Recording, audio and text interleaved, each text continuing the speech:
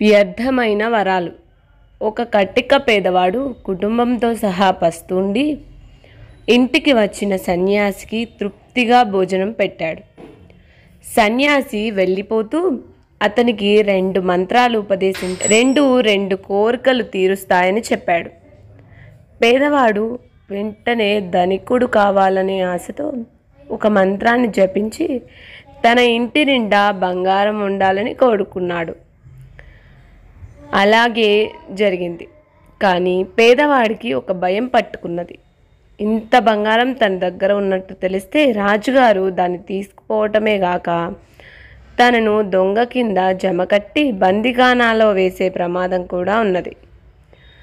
ఇలాంటి ఆలోచన రాగానే పేదవాడు 2వ మంత్రాన్ని జపించి ఈ బంగారం నాకు తప్ప మరెవ్వరికీ కనిపించకూడదు అన్నాడు. వెంటనే మంత్రం ఫలించింది. అతడికి తప్ప మరెవ్వరికీ కనిపించని ఆ బంగారం ఉపయోగం లేకుండా పోయింది.